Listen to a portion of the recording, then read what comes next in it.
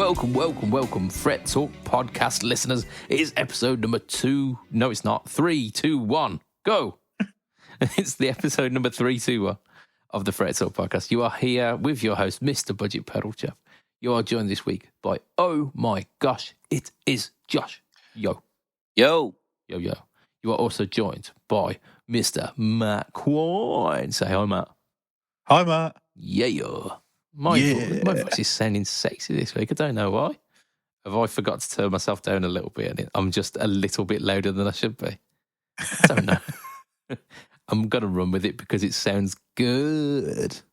So it's the Fret Talk podcast here this week. And I'm going to get in real quick with this sponsor segment before we start talking about whatever we were talking about last week, like necrophilia or some bullshit. Like, not a great segue into the sponsor. So we're going to start before we do that. This podcast is sponsored by affordaboard.co.uk. Affordaboard bring you pedals from DemonFX, JSA Effects, Mosky, Joyo and Caline at amazing prices.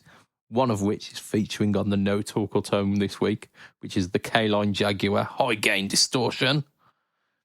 They are a UK company with all their stock ready to ship in fantastic recyclable packaging. Check them out at affordaboard.co.uk. Definitely do. Like this week's No Talk or Tone is a 1 for anyone who is a fan of massive hair and spandex. It is one of those pedals. It's I mean,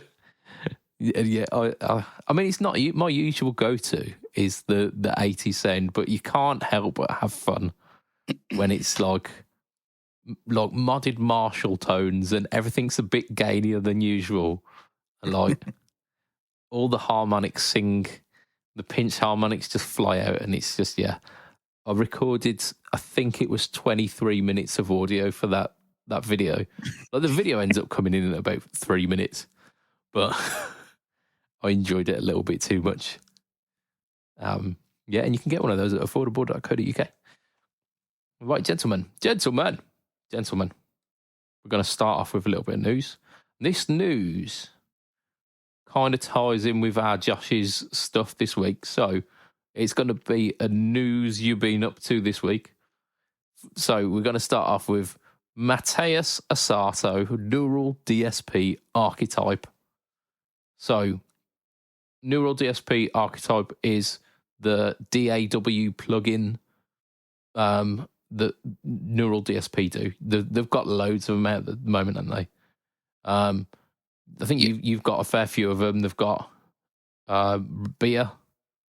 They've got Beer, Tom Morello, Gajira, Pliny, Toshinabasi, Archetype, and Ollie. So they've got a good fair few ones. And now Mateus Asato, I think, is the Archetypes at least. Yeah, he's joining the fold.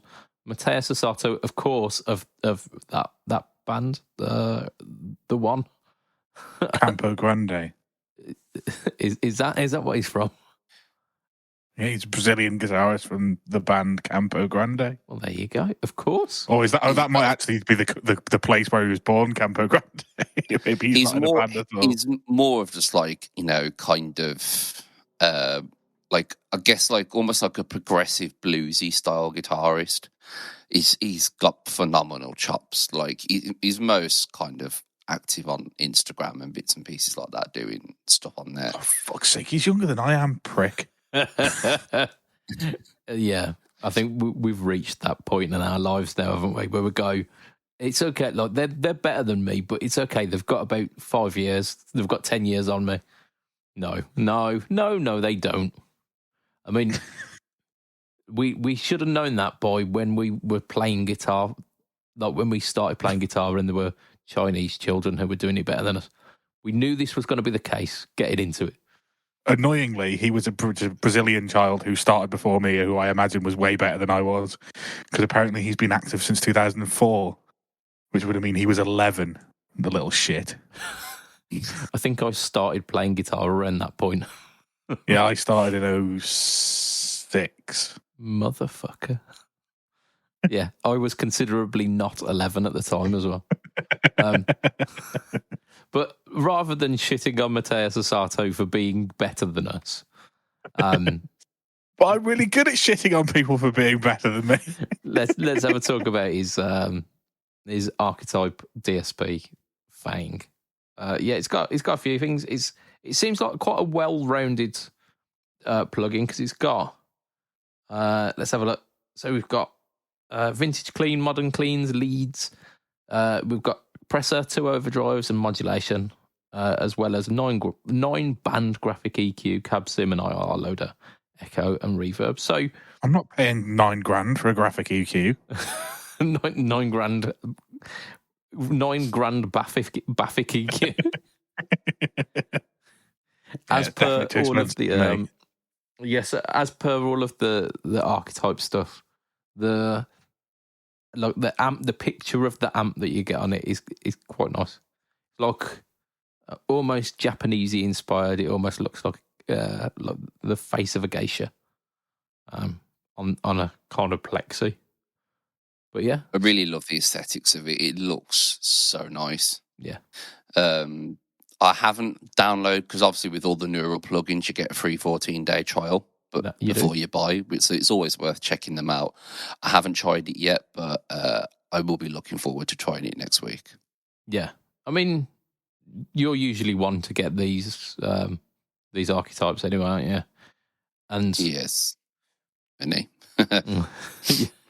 Yeah, like it would be another one to add to your thing. It's €119, which is about the same price as pretty much all of the archetypes. Oh, it's about 95 quid, something like that. If you're an existing Neural DSP member, you also get 10% off. Ooh. And how does one become an existing Neural DSP member? Sign up. Oh, okay. I mean, that's easy. There you go. Josh's money-saving tip here. Sign up, get some money off. Yeah, simple as that. Indeed. But it's not the only Neural DSP news we got this week, is it, Josh? No, it's not. So last week, because like some people were, so ego-driven they were talking about themselves a week, I released a video. I wonder who you could be talking about. Should I talk about some valve amps again? I released Neural brought out their long anticipated Quad Cortex update, which was the integration of the plugins to the Quad Cortex. Those very same plugins that we were just talking about, just? Yes, those very same plugins. So in case you're not aware and you've been living under a rock, Neural's kind of one of the big selling points of the Quad Cortex is that if you own any of the plugins, that they were bringing that integration to be able to use plugins and any of the presets on them within the Quad Cortex, which I think was okay, I'm down to clown with that. Yeah. And the first one that they are bringing out now onto the Quad Cortex is Archetype Pliny, which is, again, like the kind of pushed clean guitar virtuoso style thing. Like it's like a mix of Satriani, Maya, and kind of a lot of blues in that as well. Yeah. Really. Yeah, it's quite a versatile bunch of amp sounds, isn't it? There's a lot available there, which covers a lot of ground. I've got some surprisingly really good high gains on out of Archetype Pliny. It's very surprising what you can do, and it's got kind of Fendery style cleans as well at the same time. So you can really do a bit of everything with it. So that's now coming onto the Quad Cortex. So you'll kind of have the clean, the crunch, and the lead as almost like an amp on there. All of the pre-effects, post-effects, all of the same IRs, and all of the presets that you can import onto the Quad Cortex. But I do hear you asking, how do I import them onto the Quad Cortex? Well, that's where Neural have also hit another home run. And literally yesterday, they have brought out the desktop suite now for your computer, your Mac, your Windows. I think I speak on behalf of all of us when I say fucking finally. Yes, I will absolutely agree. I feel like this should have came out when the quad cortex was released, but I kind of am an advocate if don't release it if it's not working properly. Yeah, because there's I mean, nothing worse. the thing with the quad cortex is it's really user friendly on the unit itself. It's got the turnable switches as knobs, and then you've got the touch screen as well. So it was slightly less of a pressing matter than, say, for the Helix or the GT Core or any of those where like menu surfing can be a point of friction. And like you say, they wanted to release it when it was like incredibly ready, when it was an alternative to using the unit itself. Because if it was less usable than the unit, there's no point in having it. Exactly. And there's been a lot of people that have kind of been for a lesser term, shitting on Neural because of this and how long it's took them to get it out. But like I said, I'm very happy to wait for it. So you'll be able to then like kind of edit all of your presets on your desktop, and then just connecting it up via USB, and it'll do them all in and change them all. And I was having a little play with it just before we come onto the podcast, the desktop suite. Just to clarify. And you can even capture all of your pedals from your desktop and bits and pieces like that. Anything that you can pretty much do on the quad cortex, you can do within this desktop suite. Oh shit! So you don't even need the quad cortex attached to be able to profile. So you'll need to have it like connected via USB, because it does it through USB. Okay. But then you could have like, say, if you've got a nice studio space and you've got your quad cortex set up like, I don't know, 4 feet away and it's too far from you, just connect your pedal up there and then to do it all on your desktop. Do it that way. Yeah. And if you've got, obviously, because the quad cortex is MIDI controllable as well, if you've got a MIDI interface, you can make both of them work together through MIDI and stuff like that. So you could like program everything through Logic and automation, and then it will just change everything on your quad cortex for you while while you're playing it. Yeah. Connect. It's looking like it's going to be really good, and I think with that, what you'll be able to do is the neural preset saving like a .xml format. Mm-hmm. And you'll be able to just literally go into your desktop suite, go to import, and then you can just drag and drop the presets that you want onto your quad cortex. Then you can build them up in scene mode and set, like there's a lot of the ones in the archetype beer I'm looking forward to. Because it's like monosynthy, fuzzy octave goodness. So being able to just have that like a very specific patch that I made on there, and to set that to like patch D, for example. I'm so looking forward to it. I can't wait. I really can't wait. Yeah, it's like a nice added bonus for those who are within the neural ecosystem, isn't it? Like if you've bought some like plugins and you've bought the quad cortex, so far they've not been able to talk to each other and they've been very separate things. Now it's kind of joining those dots and linking it all up, so you're almost getting the seamless transitions. It's going to be really good once it starts swinging. Like I speak to a lot of the guys from Neural a lot, like Doug, the guy who founded Neural, and Max, who's head of artist relations and design. And I speak to them on a relatively regular basis, and they were all very open and said like, we just can't get it working the way we want it to. Yeah. And it'll be becoming like autumn, and I was like, oh okay. And then lo and behold, it comes to autumn and they've released it. So I trust them. They know what they're doing. They have said like, they're investing a lot of money in getting this working, which is kind of why they said like, if you start to see maybe Neural releasing, say, 2 plugins, like we've had 2 plugins released. We had the Tom Morello archetype, and then this the let's say it's a Sato one, and then the big updates come for the quad cortex. So it's just like, okay, Nice. you know, they both kind of work hand in hand. So if you get a couple of big neural updates, you know, then there's a big quad cortex update coming. Yeah, and it's nice that they're still kind of feeding the quad cortex updates as well, rather than going, oh, we need to focus on this now, and like leaving that. Yeah, like I think with like the Kemper and stuff, you know, they kind of showed their hand straight away, and they brought out the best product I think they could do at the start. Whereas I definitely feel like with Neural, it's a marathon and not a sprint, so to speak. You know, Yeah, they're continuously bringing updates to make it better, make it better, and make it better, and make it better. yeah, Which is what you want. yeah. It's the longevity of those products, then, isn't it? Because like Helix Line 6 do that. I like on the regs as well, where they'll just like drop, here's an extra like 4 amps, and like here's some synth pedals, or here's like a weird Leslie pedal or whatever, and you're like, yeah, shit. And it's that kind of constant updating of the lot of the content within the units to keep them fresh.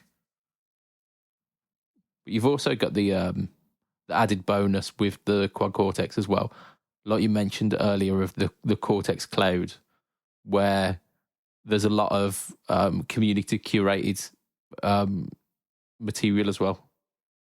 I've got a friend who's currently in the process of selling his Kemper to get a quad cortex, because he says he's been looking at one for like the last year or so, and he said like now kind of feels like the best time to buy one, because of obviously they've dropped down in price by about £150 or so.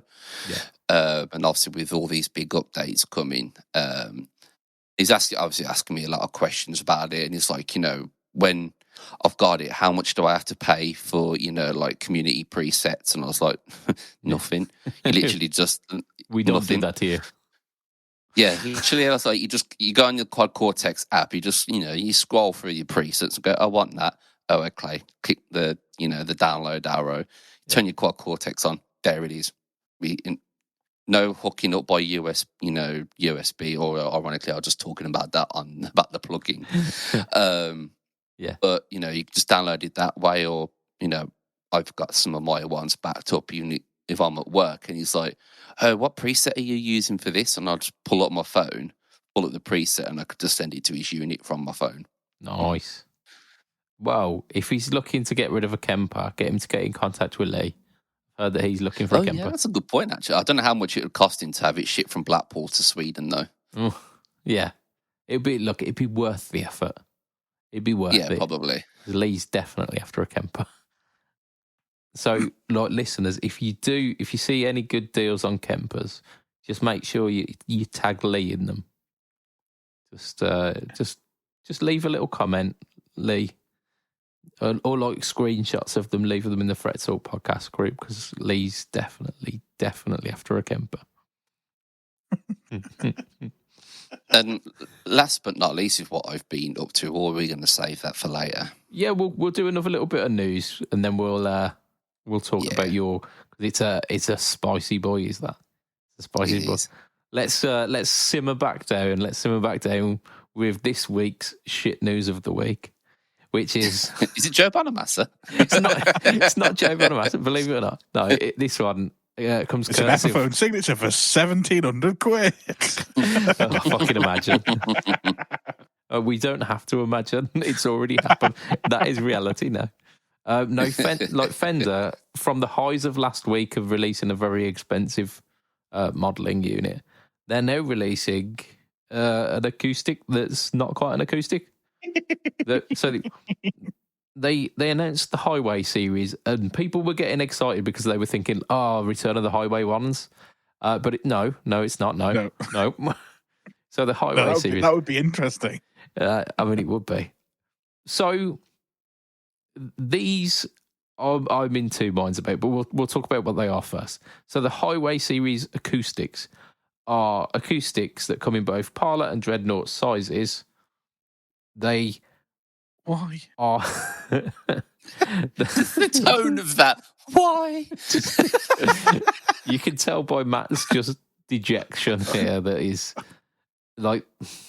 So basically, what they are is the spirit of the Acoustasonic, where it's like a solid body instrument with a hole drilled in the middle, but with all of the Fishman like preamp system to make it sound a bit more acousticy. They've done that, but now the body shapes look like an acoustic. So, but with tone knobs glued to the front of them. Yeah.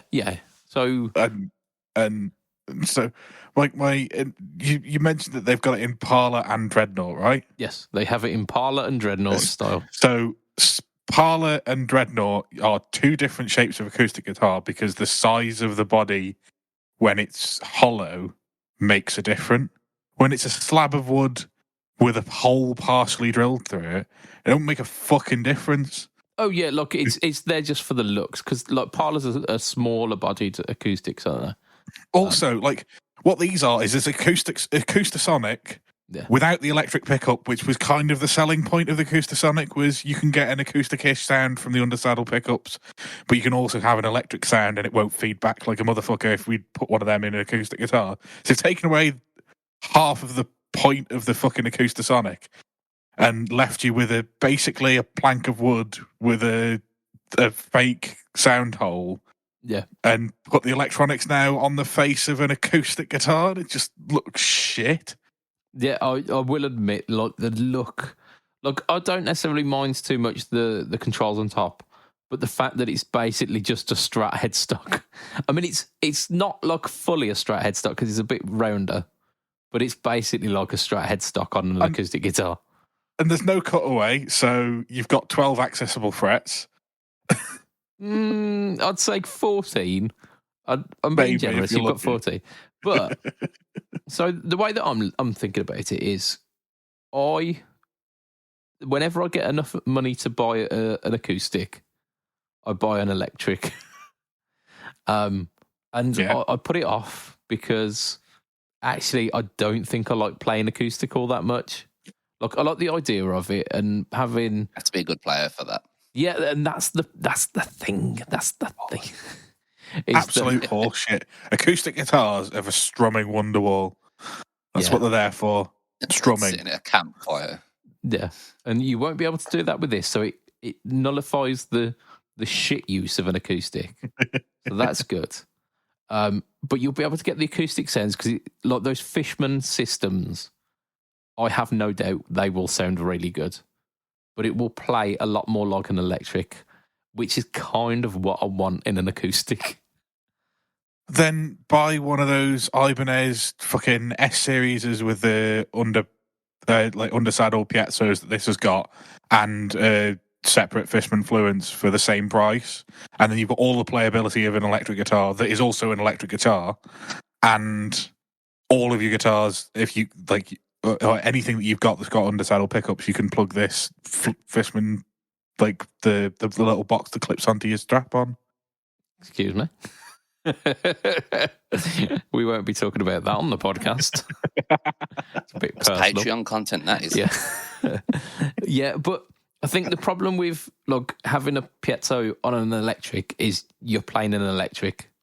And if I want to go and do like acoustic gigs, which I've been asked to do, I always say I'd have to bring an electric along because I don't have an acoustic. This looks enough like an acoustic that it fits that aesthetic. It doesn't though.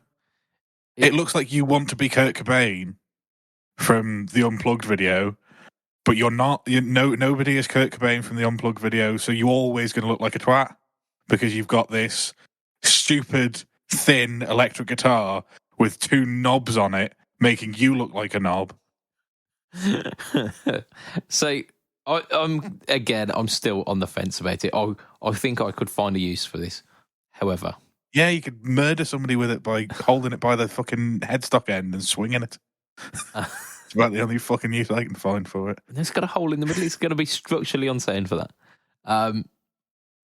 Yeah, so it's kind of a step to the left for like the Acoustasonic, so it's more acoustic And then than a slide to the right. 2 weeks in a row. yeah. It's more acoustic than it is sonic. But so yeah, it's more yips. acousticonic by this point. It's like they're a better price point as well, actually. So the Acoustasonics never really dipped under like 1,200. This is coming in at 955, I think, GBP. So I just double check that because I did. Yeah, so 955 for these, which I think's okay. I think is okay. But again, if I should probably just buy an acoustic rather than trying to convince myself that these Fenders are what I want, because I don't want to spend $1,000 on a acoustic that I'm never going to use. Well, it's not, but it's not even an acoustic. It's an electric guitar that's shit. Yeah. When you compare it though to the new John Mayer acoustic guitar that he released about 4 weeks ago, it's very budget friendly. I mean, yeah, like by today's standards, it is budget friendly because everything's ridiculous now. Why is everything so expensive? Brexit. That's. I was going to say, how long have we got? We got Tories. Yeah, I think that's probably where we leave that one. Josh, people are calling it revolutionary. It's not revolutionary. It's not. It's what they released 12 months ago, but a little bit less. Yeah, it's not revolutionary. They've taken some bits off another thing that they do, and they're charging you 80% of the price. Yeah, they've taken half the features away.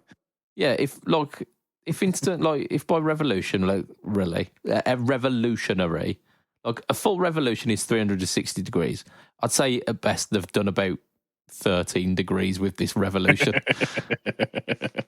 Like it's not a revolution at all. It's a slight turn.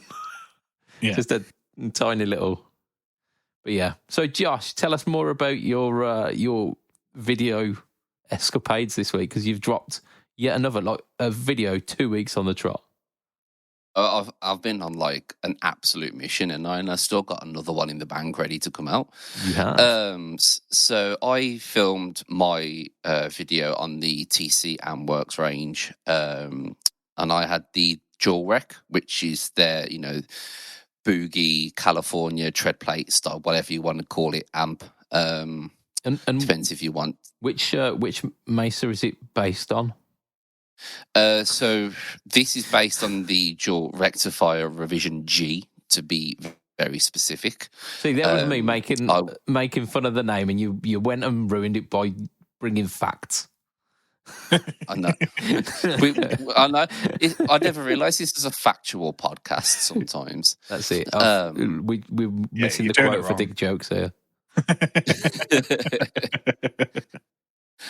So I was really looking forward to this because I think literally we had done our original 3 videos, and then they dropped like the new line coming out, and I was like, oh, because I seen it had the dual rec, and I was like, that's exactly my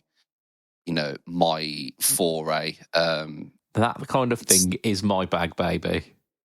Yeah, literally, and I am not ashamed to say that in our Fret Talk podcast and Pedalboards Doing group, I was like, when am I getting one? When am I getting one? When am I getting one? When am I getting one? Yeah. Yeah, we've got a good relationship with TC, and we like plopped out some videos on the last ones that did pretty well. So they were cool and said, yeah, we'll send you the next ones as well. Yeah, so when, of course, like I got the Dual Rec, I already knew what I was going to do with it. And if you're not aware, I run a Rammstein, quite a large Rammstein community and fan base. And I'm always getting questions on kind of getting that sound on a budget because, the majority of the people don't want to spend out, $2,000 for a proper dual rectifier amp, or, don't have the means to do so because of living situation or whatever. And I thought this could be a really good budget option. And it fucking smashed it. Mm-hmm. Like, it was so good. I was genuinely surprised. And the big reason why is when you're cranking a proper jaw rectifier, I've noticed it with a lot of captures and the neural captures that have all been done, is there's like a high-end fizz. Yeah. And no matter what I did, I could never, ever get rid of that high-end fizz, adjusting presence and EQ and, dropping the treble and, bits and that. Nothing was ever working. This is like all of the jaw rectifier goodness, but without that really bad fizziness that comes with it. And you just get like proper ball dick slap in the face heavy guitar tone, which is really did not take me long. The clean tone, all it needed was a little bit of the gain rolled off. Yeah. And I just pushed the mids ever so slightly. And for the heavy sound, literally 12 o'clock was near enough perfect for what I used. But I applied my quad cortex kind of set in the way I use it, and it was so good that I ended up capturing it and then transporting it to my main Rammstein preset. A few people have already messaged me saying that they've pre-ordered one based on the review that we did. It's so good. It's so good. And if you're into metal or high gain territory, it's not to be sniffed at for the price point. Oh yeah. I mean, the fact that it's so good that you've captured it on your quad cortex and are now using it on that speaks volumes, doesn't it? I did capture it in both the DI form of just like the preamp, and I did capture it with the V30 Celestian cab sim. Yeah. I haven't decided which one I like more because, to be honest, they both sound pretty good because obviously I have my own independent IR that I use as well. Yeah. But it's easily going to be in my gig bag now if I'm ever on Ramlight duty or anything like that. It's going to be my backup 100% because it's got the clean channel, it's got the dirty channel, it's got a boost for both, which takes your clean to a crunch and your rhythm to a lead. It ticks every box I could ever want, and I wish that there was something like that was available when I was learning guitar. And when I started first playing, because I think I would have made a beeline for that and probably never would have switched. It's very, very good. Very, very good.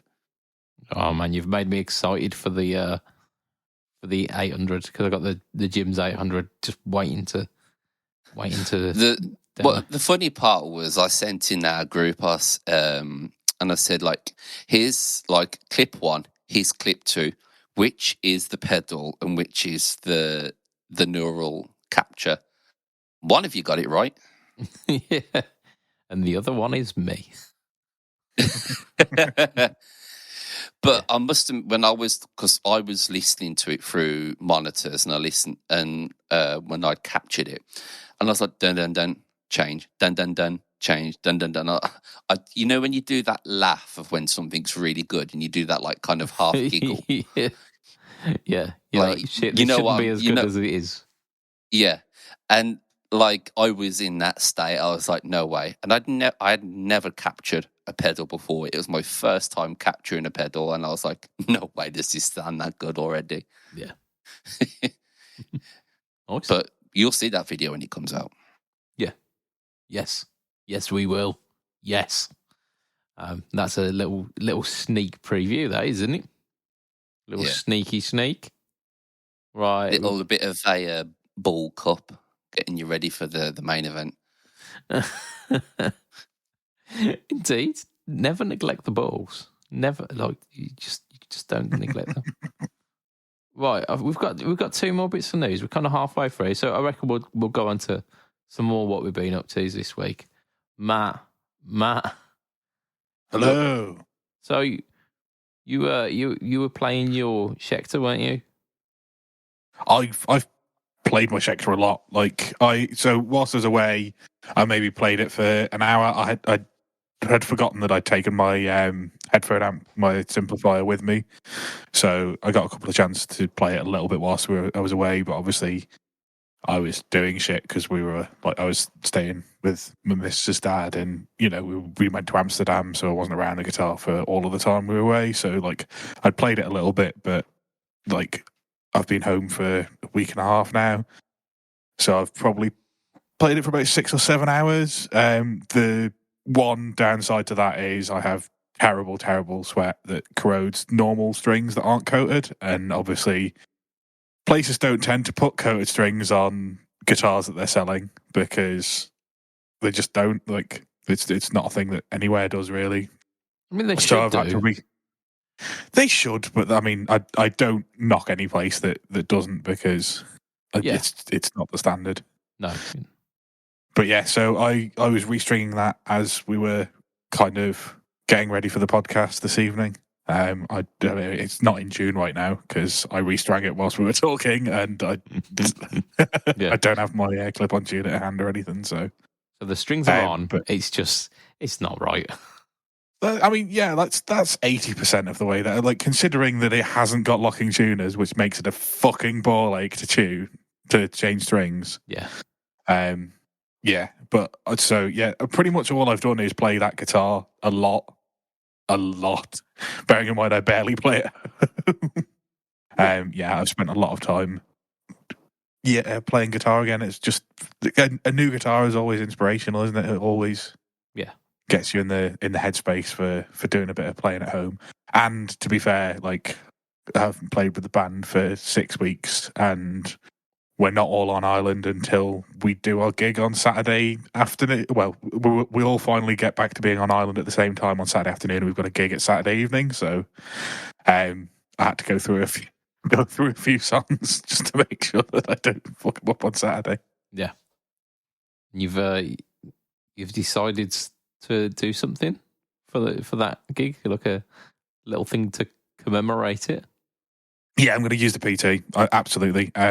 I will probably take the Les Paul and the Strat.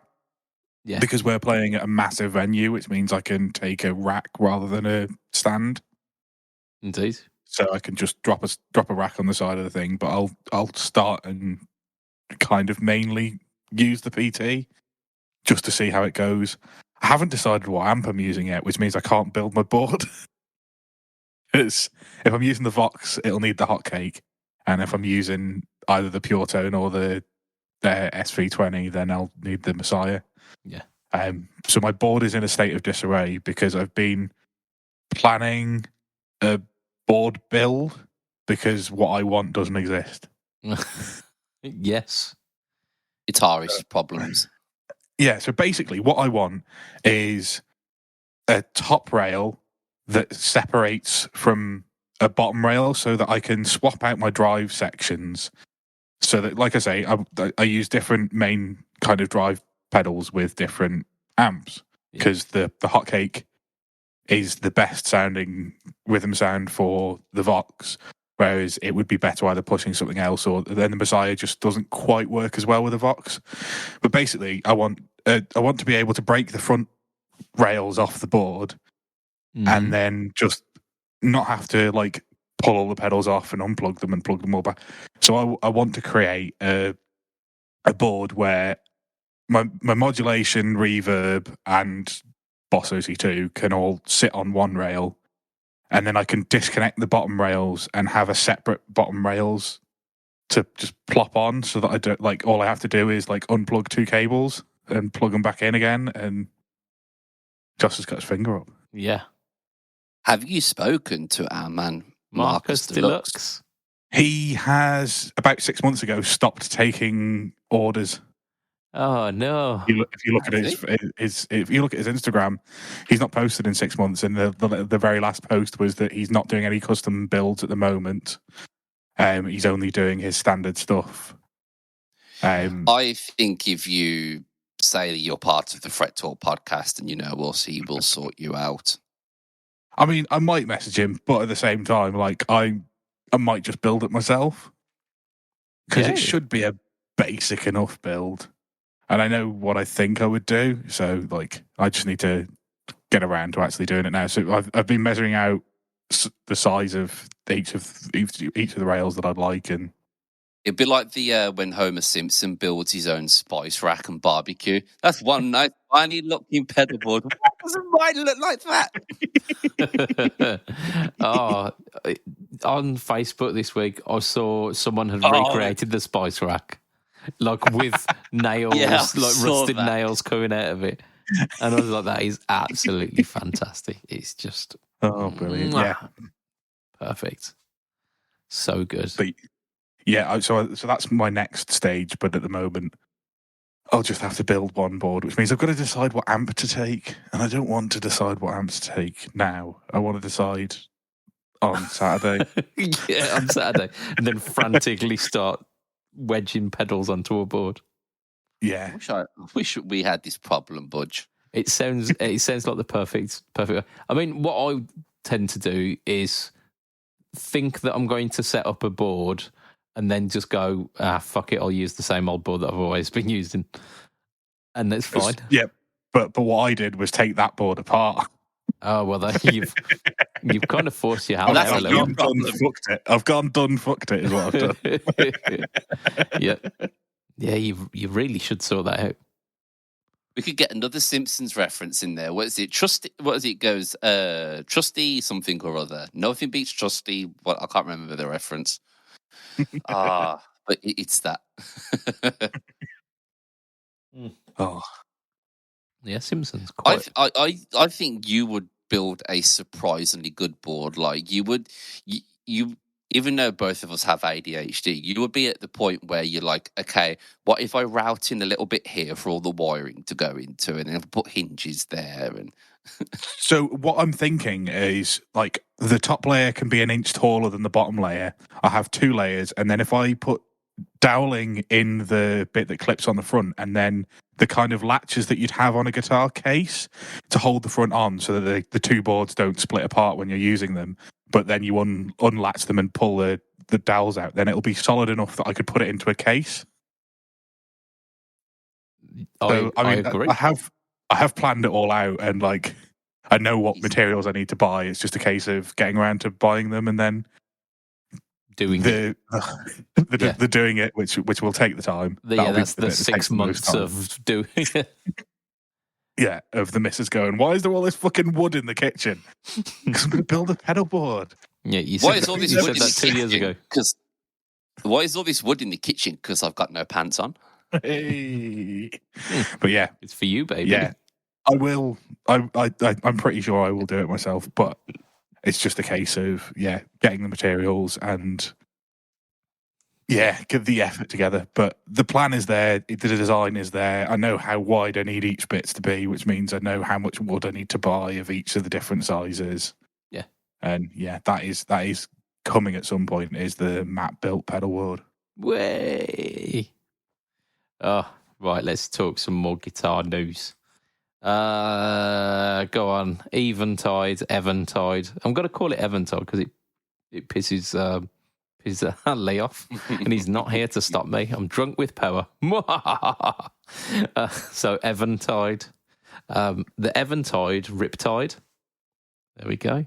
So it's Univibe / Drive. It's Eventide, so it's a weird combination in the pedal, isn't it? It is, but like Univibes are supposed to emulate Leslie's. Leslie's, like driven Leslie's, sound the absolute tits. So, yeah. I mean, there's no argument here because it's the. I'm gonna say it's the deep purple organ tone, but no one knows who he is. No one knows John Lord. Is he the organ player? Was he the pianist? Yeah, that guy. Yeah. Okay. Well, I can get on board with I quite like the bit that he does on the end of Smoke on the Water. Like his outro over the top of the riff. Yeah, doing some. He's quite a good organist. He is. Yeah, he could play things with keys really well. So potentially this is aiming towards that sense. So it's along the same line as the Triceratops, the Ultra Tap Delay. It's that kind of form factor. It's very, very clever as well. Being an Eventide pedal, Eventide, it's got lots of knobs. It's got like 5 different presets as well. But then also potentially has got. Does it do MIDI? I don't think they do. Maybe it does. Who knows? But yeah, you've got 5 presets. It's got 5 controls on it, which you've got drive, tone, and level, and then you've got like the vibe controls as well. So you've got like intensity, vibe, speed, and intensity. Apparently, there are 2 different voices for either thing as well. So you've got 2 different overdrive voices and 2 different univibe voices. I assume the univibe voices are going to be chorus and vibrato mode, which is basically your univibe voices. That's what all univibes do. You get one with a clean signal and one without, and the one without is the best one, and the one with the clean signal, nope. So it's basically got one mode. But the 2 different drive things are cool. You've got it's stereo out switchable. So there's a little dip switch on the back which allows you to switch between mono and stereo, and there's an FX out as well. And like Boo Earns, they're using USB micro as the USB on it. Why hasn't everybody used it? Even Apple have had to go for USB-C at this point. Like, you can't. Surely to God, you can't be that far behind fucking Apple. Who wants to fuck an Apple? Just USB-C. Like, USB-C's been a thing for 10 years. Oh yeah, like if not more. It's just ubiquitous these days. Samsung were using those little micro USBs, and then I think they did it for like 3 phones, and they were like straight into... this is bullshit. Yeah, pretty much. I mean, the fact that it only, like, that USB only goes in one way, whereas USB-C works both ways around.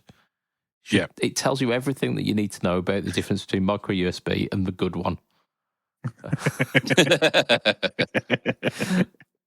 But they're not the only people. TC also use crap USB on theirs as well. Well, they used Mini, didn't they? No, theirs is TC. the micro as well, I think. Is micro the fat one? Yeah, the one that the old PS3 controllers used to charge from. Okay, yeah. It's kind of USB. It's thicker at the top and then dips in. Yeah, so it's narrower but taller is how I would describe it, rather than flat and angles. Flat and angle. This is a very weird way of describing people's penises. Flat angles. Gets into the crevices. Yeah. Yes. Me. So, I mean, what can you say about this? There you go. It does have MIDI capability over TRS or USB. Okay. Why not? Does that mean you can control it with your computer via MIDI? I think so. Lee would be telling us how this works. Lee's going to be like sat screaming at his He will do. Like, why are you butchering this bit of news? It's because we don't care.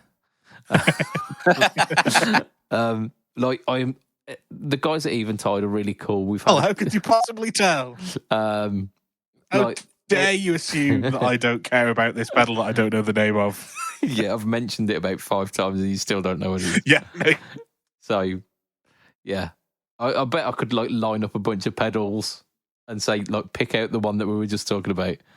Like 4 of them are Joyos, and you'd still go, I don't know, I'm not sure. But yeah, so if you want to sound like John Lord, the Eventide or Riptide, it's going to be really cool. It's going to sound really good because Eventide don't release crap pedals, basically. They're very, very good. But they're also very much out of my price range because I think they're £335 for that. I mean, it's cheaper than I thought. I thought they were about 380 quid. There you go. Yeah, grab a bargain. Grab a bargain. Yeah. I mean, they is what they is. They're not for me. But if you want a Univibe sound and you don't want to buy the Strymon one, which was released a couple of weeks back, Eventide. Ta-da! I'll talk about what I've done this week. So I released a video. I mean, I talked about it last week. I think that I was releasing a video on the Sonic Cake Matry box. In between now and the time of that release, because that was released like about it was released yesterday, weren't it, for us? But for you lot, it will have been released last week, Tuesday. Yeah. So that was like when I started recording about the Matry box. It was the only video that I'd seen like released about that within months and months and months. So I was thinking, yeah, this would be a nice time to release it. There's a guy who I follow, the Guitar Effect, Rob. Really, really nice chap. He released a video on the Matry box 2. I'm thinking, well, that's not great timing because like 2 is better than 1. But not necessarily like competing videos. And I was like, it's all good. Like he's a nice chap. I don't mind sharing a bit of the video spotlight with him. Then about 2 days after that, what's his name? John Robson Guitar, and a guy who I follow through another chap who I follow on YouTube. Like much bigger following than me. Like, and his was a case of, like one of my students lent me this pedal. I've had it for a couple of weeks. I'm finally getting around to it now. Like, okay, that's not ideal timing, but he released basically 2 videos back to back. One of like, here are what a couple of the presets sound like, and then here's me writing a track around this bit of gear. Like, okay, cool. So I released mine on the Tuesday. Then I think about 2 or 3 hours after mine releases, Andy the Guitar Geek drops a video almost exactly the same, like covering exactly the same content as mine. Basically like 3 hours after mine about the Matry box, which he was calling the Matry box. So I don't know who's right, who's wrong here. So a pedal that I thought was really safe to release, was not going to be crowded with like all of the competition, basically fell flat in the middle of the Matry box storm. So that was fun. And how long had you had that pedal before you decided to do that? Let's not get bogged down with the details. Yeah. So I worked this out a little bit earlier on because I received it with 2 other pedals, and I released the videos for those pedals very shortly after I received them, which was about February time. So, so I have no excuse. I do.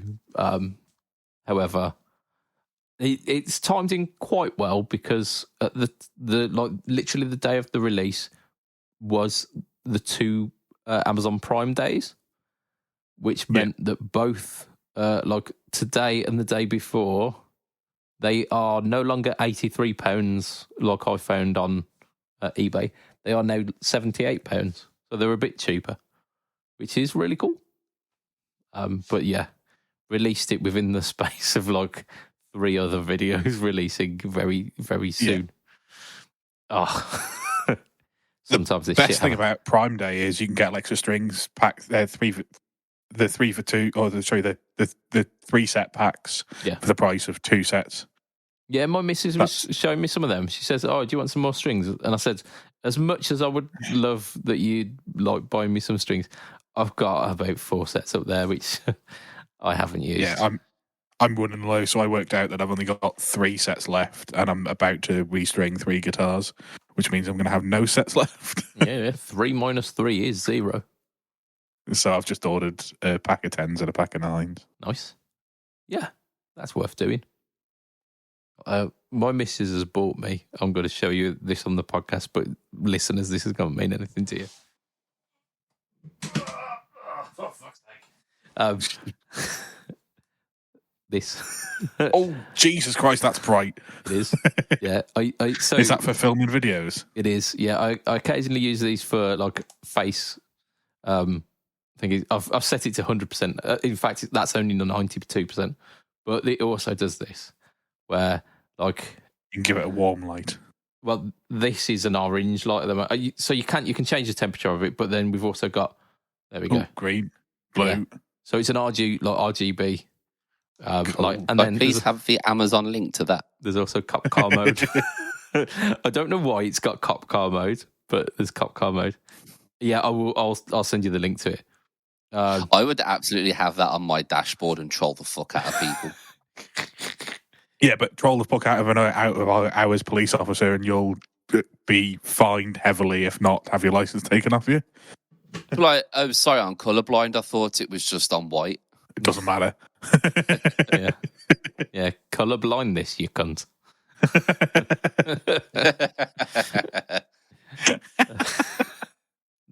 That's exactly how the British police would respond to that. Allegedly.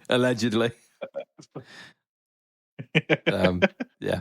So yeah, I'll send you the link to that. They are really cool. I use them for like if you ever watch any of my videos, if you see like these things lit up with different colours, they're used for that. Or occasionally I'll use it to light my face. Like really cool. I've already got 2 of them. But she went like, I know you've got like a bunch of these, but they're on sale at the moment. Do you want another? Like, fuck yes, I do. So, 3. And I'll still find a way of not having one charge when I need one. Just, yeah. Have you tried putting them on charge after you've used them? No. The way it works is I put them on charge when I go to use it and there's no battery. Okay. So occasionally in videos... I do that with all sorts of stuff as well. Yeah. Like you'll see them, like because the charger is literally here. So you'll see them hanging off the wall. Because the charging cables are only this big. And again, USB-C. Yeah. So they're like quality. Yeah. The charging cable's like this, so they literally dangle off a plug socket. It's brilliant. It's really, honestly. I mean, you're describing how I charge my Switch, which is I'll use my Switch, I'll leave it there. Not the dangly bit, not the dangly bit, but you run it completely down, then you go to use it, and it goes like 4% battery charge, and you're like, oh fuck's sake! So, and then I plug it in, and it's like, oh, it's not really like handheld, and I can take it to the kitchen now, is it? Like I've got to be sat here. No, you put it on the television then. That's what the entire reason for the Switch. Like, I know that's the whole reason for the Switch, but if I'm playing a Pokemon game, there's no way I'm playing it on a fucking TV screen because I want to relive my childhood. And I did not play Pokemon on a TV screen in my childhood. I played it in my hands. Yeah, no, granted, yeah. Legit. The TV, the only reason the Switch ever goes on the TV is Mario Kart or Mario Party. Yeah. Both of which, absolute bastard games. I don't mind Mario Kart because there's a sort of like a level of semi-skill in there. Yeah. Oh yeah. I love a bit of Mario Kart. But Mario Party, I have come to realise that I don't enjoy because it doesn't matter how much effort you put in, how many mini games you win, the game will always fuck you over. Oh yeah. I reckon I'm probably 20 to 25 games deep in this version of Mario Party, and I haven't won a single time, despite having won more mini games than anyone else in about half the times that I've played it. Yeah. It's too random. Yeah, being the winner doesn't automatically make you the overall winner. It shafts me out of nowhere, and like other people have cottoned onto this, and then target me to troll me, and like So it's now got to the point where when the lads are playing, like there's about 6 of us who've got Switches, so I just go, oh no, there's already 4 people. I'll have to play next time. Yeah, I'm playing Mario Kart. I'm just done with it because it's so fucking frustrating. Indeed, it is. I've just noticed that time. We've got enough time for one bit of news. We'll keep it quick though. We'll keep it very, very stum. I say as I'm taking my sweet fucking time getting up. Right, so PRS SE CE 24, and a SE Swamp Ash Special and an SE Custom 24. So the CE is like a stripped back version of the of like the 24, which they were out in the 80s, like originally from 1988. Never appeared in the SE line. Only ever appeared in the PRS. Full fat. Yeah, the full fat. They were like budget models, but they've never appeared in the SE line, which means you've never had the chance of getting that aesthetic with the cheaper line. And then they're nice because they're slightly more reserved looking than your standard quilty ass motherfucking PRS. Yeah, it's slightly more tasteful, which is really cool. And then they've got the Swamp Ash one with a maple neck, which again, I think there have been SEs with maple necks, but this is an HSH. Not many. Yeah, and again, yeah, it's not many. Swamp Ash as well, so it looks figured, but without being quilty. But then they've got like a custom 24 with like very quilty looking. But they're like popular lines from PRS history appearing in the SE range, which is really cool. Out of the lot, I think I would go for the CE24 because it's kind of got like Studio Les Paul, but slightly classier looking vibes. Like, yeah, I get what you mean. If it didn't have a maple neck, I'd be going for the Swamp Ash. Yeah, I like the maple neck on that one. I think it works with that look, and I like HSS, but I think I still prefer the CE. Yeah, I think we're all in agreement that the custom 24 is horrendous and needs to get in the bin. Yeah, but it's a shiny PRS. Yeah, it's shiny and quilty. So it's all of the things that we don't want, really.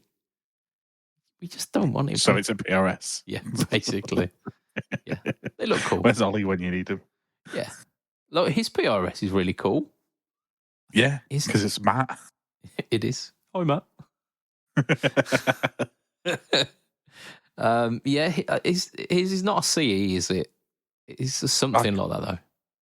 It was the CE it was whatever the model between the SE and the full fat. They did like a run in the late 2010s that was like a not SE but not full fat, and it was in that kind of mid range, but I can't remember what they called them. I think it might be a CE, but it's a slightly more modern looking one, isn't it? Because it's matte finish and a burst. But yeah, like this, not quite that vibe, but it's definitely a vibe. I respect PRS for doing this because these CE24s and the Swamp Ash Special are actually quite reasonably priced. So they're $695, I think, aren't they? Yeah, that was for the CE, and then the Swamp Ash one was 965 or 945. Sorry, I got 979 here written. There you go.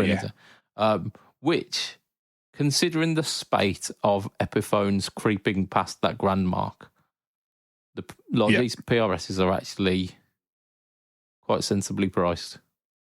Yeah, I mean that's the way. Unfortunately, these second tier brands, that's the way they're going. If you count Mexican Strats or Mexican vendors as the second tier, yeah, they're trying not to be, aren't they?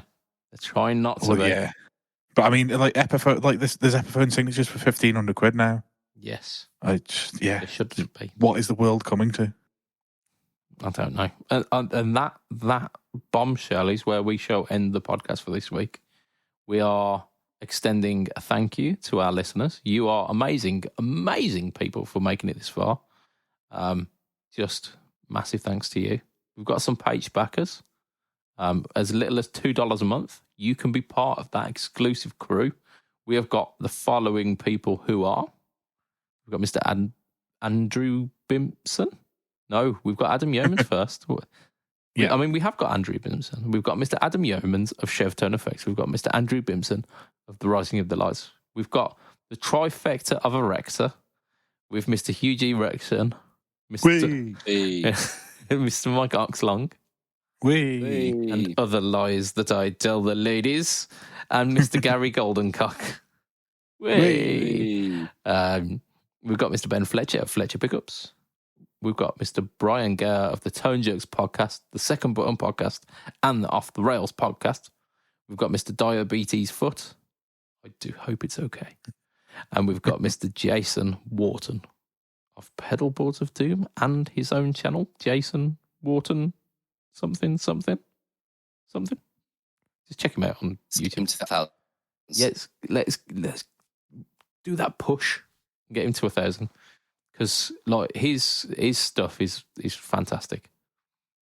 Like, and he's recently bought a little something. He bought a new guitar, so go over to his channel because he's blatantly going to have recorded a video about it already. Because he don't fuck about our Jason. He's very good at that. He is. Also going to extend a thank you to our sponsor for this week, which is affordable.co.uk. If you are thinking of buying any affordable pedals, just go there. Just like support a UK business. He's a cool chap, and he stocks some really cool stuff as well. So if you want to catch me online, this guy, the guy with the thumbs, is Mr. BudgetPedalChap. You find me at Instagram, Facebook, Threads, The Thirst Trap, and YouTube. YouTube is, of course, the home to the No Talk All Tone series. All of those /BudgetPedalChap. Matt, where can we find you? I'm at heel_MattQ on Instagram, Twitter /X, and Threads, and just the Facebook group. Indeed, the Fret Talk Facebook group. And Josh. You can find me at the Chronomortis on Instagram. You can find me at YouTube at Josh Castle TCM. I'm on Threads at the Chronomortis as well, but I don't use that all that much. Indeed, I've had to stop using it to yell abuse at you. Yeah, basically, yeah. It's top tier trolling. I love it. I've had to stop using it, like scrolling through it at work. I tell you, my gosh. It's the amount of just scantily clad women. It's a minefield, is what it is. Yeah, I mean the lady boys have stopped. This isn't going to be like completely out of context for non-Patreon people because we had this conversation on page. But it's just it's a not safe for work app anymore. That one, it's a not safe for work app. Which is weird because mine has stopped completely, so I just get like normal Twitter content basically. But it's considering there are like 10 different companies trying to take the people who are running away from Twitter. I think Threads is winning. Yeah. Oh, it will do. It's got the Zuck bucks behind him, hasn't it? So, right. Yeah. You mess with Mark, you get zucked. So, from myself, Mr. Budget Pedal Chap, from oh my gosh, it's Josh, and from Mr. Matt Quine. Say bye, Matt. Bye, Matt. Woo! It will be a tatty bye, and good night for this week. Right. Bye.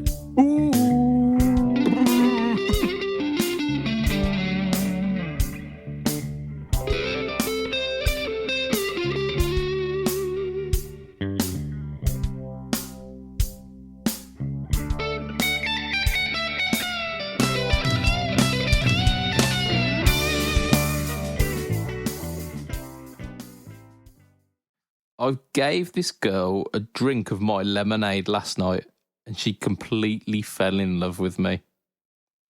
I swept her right off her feet. Oh dear, oh dear, oh dear. I like that. Oh, it's good, isn't it? It's fucking good. It's better than the one I had. Indeed. What? Go on. Give us the one. Just My mother-in-law is visiting, and I'm not saying she's fat, but when we hung her pants out to dry, we lost an hour of daylight. I mean, it's definitely a safer option, isn't it? Did you hear about the guy who got hit by a bottle of omega-3 tablets? No. No. He got superficial oil injuries. Oh, this is like a trifecta of shit jokes. Like,